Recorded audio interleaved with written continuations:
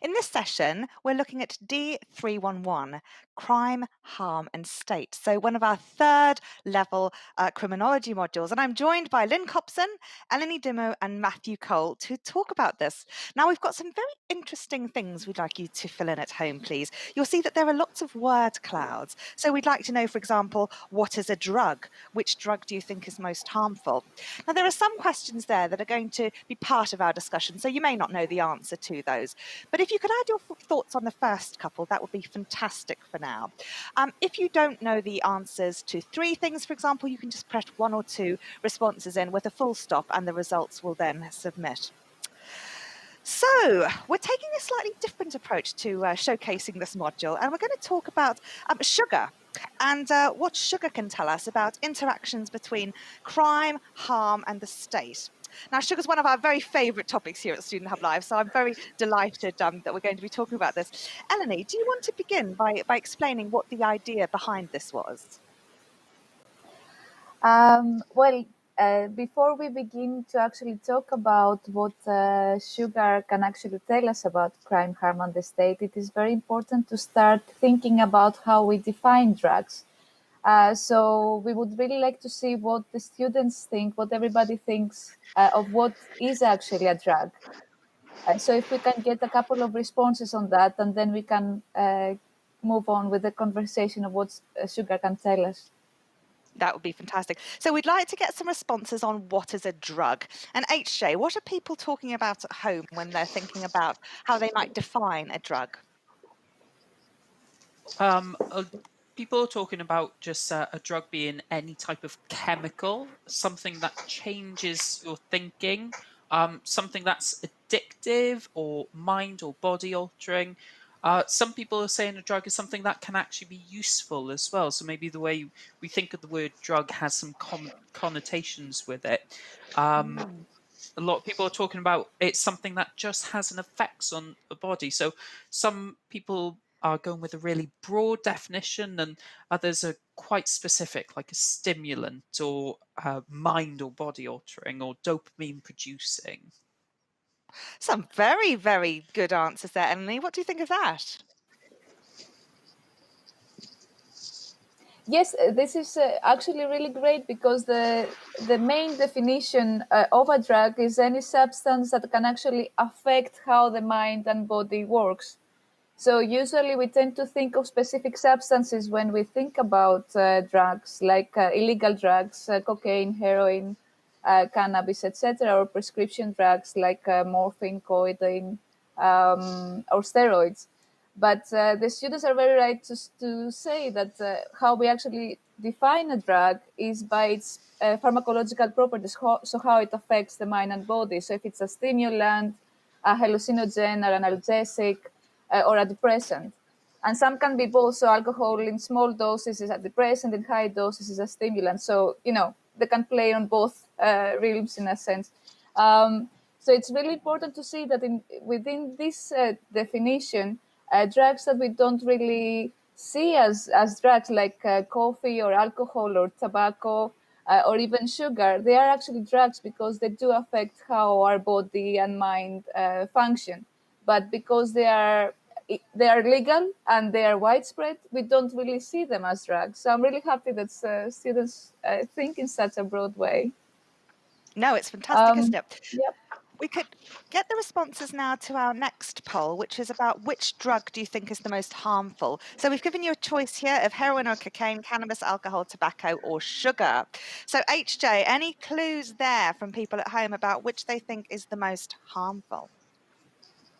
Well, a lot of people said cocaine or heroin, and then right at the other end, a lot of people thought sugar was harmful, which actually I'm quite sad about. I hope it's not harmful because I've got loads of biscuits and sweets today because I needed to make sure I was alert and focused in all the modules. So I hope it's not as harmful as people say.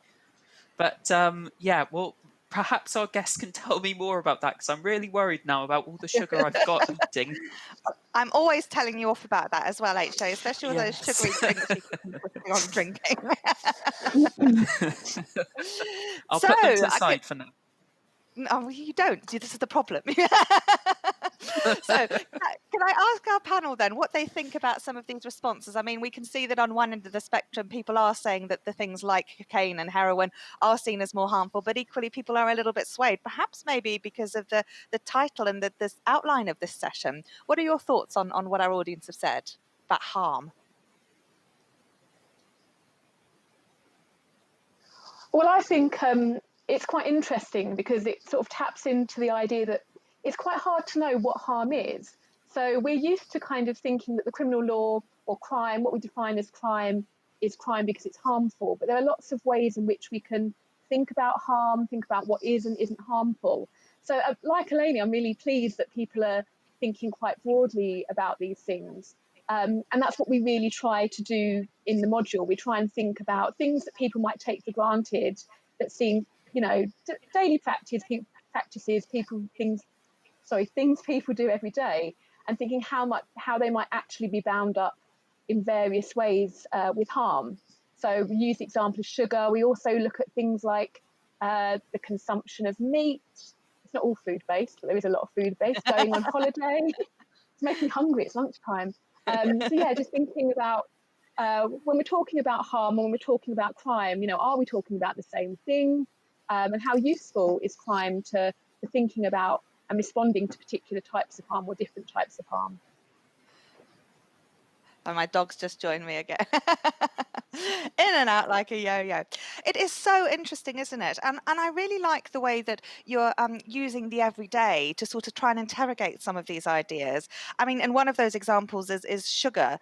So you're using that as a real life thing. It's not just something we like talking about here at Student Hub, but you're using this within the module to sort of really examine things. So how do you go about doing that? And how do you sort of use sugar as one of these cases to look at what then harm and crime are? Lynn. So we look at the kind of the various aspects and dimensions of different practices. So the different ways in which things might be harmful. They could be physically harmful. They could be psychologically harmful. They could be emotionally or financially harmful, and they can be culturally harmful. So, for example, if you were thinking about the physical harms of sugar, you might think about obesity, type 2 diabetes, some of the forms of kind of health problems that are sometimes associated with the consumption of sugar. But that's not really where our focus is. We try to look in much broader ways at all of the different types of harm that might be involved. HJ, were there harms listed in our word cloud about when we were ranking the substances earlier, harms that people considered? Have any people come up with any ideas or thought a little bit more about some of the harms in which we were thinking about substances like cocaine, marijuana, alcohol, and sugar? Yeah, of course. So a lot of people said some of the harms are long-term health, so you might not see them straight away, but in the long run, it has a damage effects.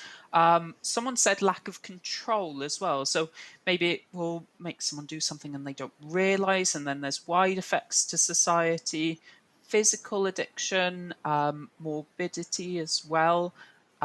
Mental effects as well seems to be one that a lot of people agree on, and some people in the chat, I think, I do apologise if I get it wrong. It was Shirley, whose son works with people with addictions as well, and they've you can go into psychosis. So it can be some really scary stuff that what we're thinking of in terms of some of the effects to ourselves and wider society. That is really interesting. And it's very interesting that people are talking about what happens when you consume a product, the pharmacological effects of that. But is it as simple, I guess, in terms of crime and harm as what happens when you consume a substance? Or are there other harms associated with other aspects of making the substance in the first place, Eleni? All people are very right to address all the physical harms concerning sugar, but yeah, there are a lot of hidden harms behind the substance that we are not really aware of, and this is that its widespread consumption and massive production is very closely associated with colonialism. So in the 15th century, sugar was a very high-priced commodity, so it was considered as a very luxurious commodity and a symbol of status for the European elites at the time. But its availability was very scarce. So the first expedition by Columbus for the Spaniards and all the other colonial expeditions that followed by the British, the French, the Danish, and all the colonial powers of the time were very closely associated in trying to find new lands in order to establish a stable production and trade for sugar, because there was such a high demand and decreased demand in Europe. But this actually meant that they established in the colonies that they conquered massive sugar plantations, which in turn, in order to meet the European demands of production, it fueled slavery. So some of the really massive associated and severe harms associated with sugar is basically that it led to genocide of the natives in the Americas. Perhaps the biggest forceful dislocation of people in Africa that had to be moved forcefully and uprooted from their communities and countries in Africa in order to go and work as slaves in the plantations.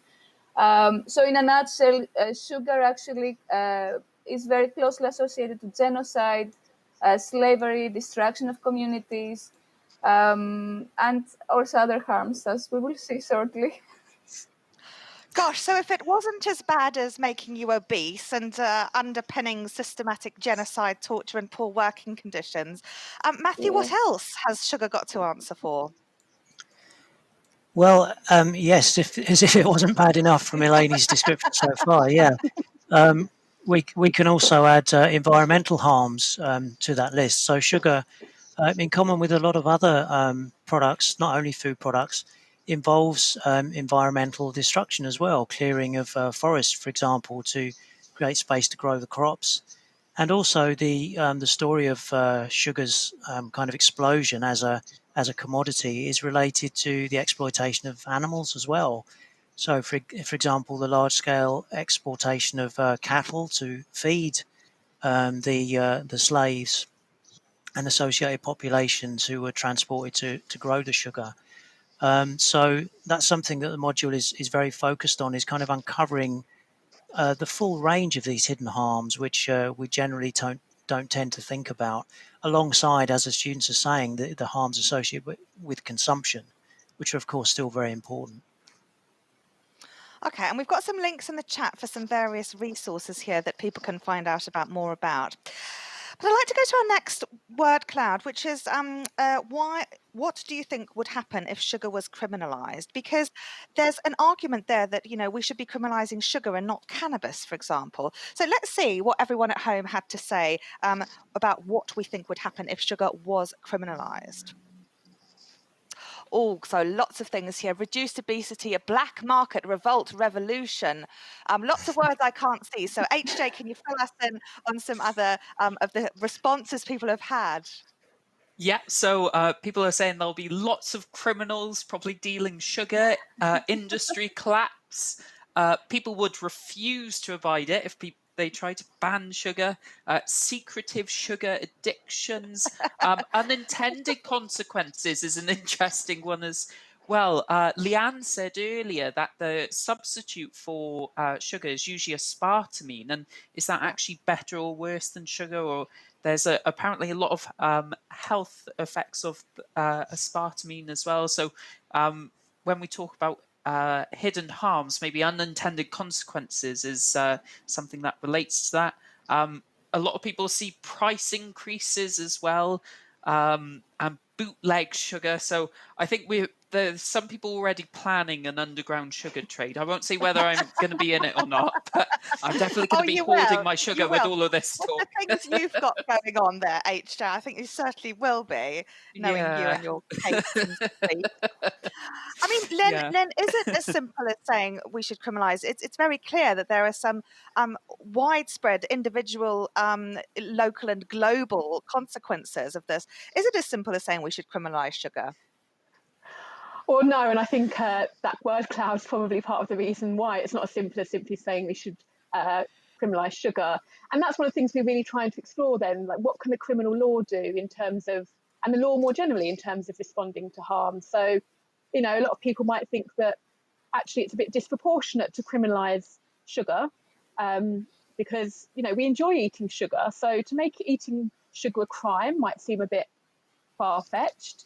There's also questions about even if you're criminalising sugar, what are you criminalising? Are you stopping people eating sugar? Are you stopping people making sugar, producing sugar, or products using sugar? Because then you have to kind of bear in mind that there are people whose livelihoods depend on producing sugar for us to consume. And as Lainey kind of mentioned when she was talking about the harms associated with sugar production, quite often the people involved in producing sugar are based in the global south. So there are whole economies that are based on providing people in the global north and in the global south, but particularly in the global north, with products to consume. So if we just say, oh, we're not going to eat sugar anymore, what happens to the people living in those economies who have, been through the processes of colonialisation, have been kind of had industries created around sugar to then suddenly take it away? Seems to create perhaps more harm than good. And equally, you've got to think about the harms of criminalisation itself. So, is it worth giving someone, is it helpful to give someone a criminal record for consuming sugar and all of the harms that are associated with that? And so that's one of the things we're trying to really explore in this module, is thinking about not just the limits of crime and the law for responding to harms, but also trying to really interrogate the role of the state. Now, is the state a force for good? Does it protect us from harm? Or does it actually cause more harm through some of the laws it enacts, or the ways in which it justifies some harms but criminalises others? Can't speak. Well, it sounds like an absolutely amazing module.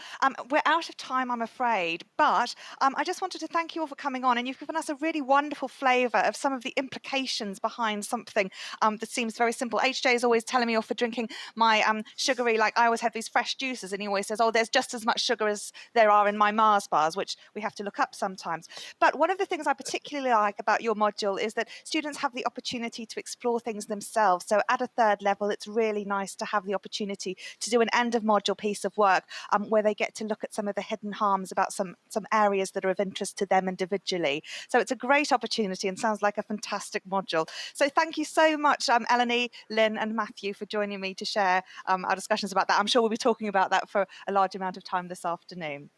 Right, we're going to see some videos now. Lisa Lazar discusses research on sharing pictures, and then leading into our next session, which is about counselling, we are going to hear from Andreas Vossler about counselling at the Open University. So I'll see you for our next session very soon. Bye for now.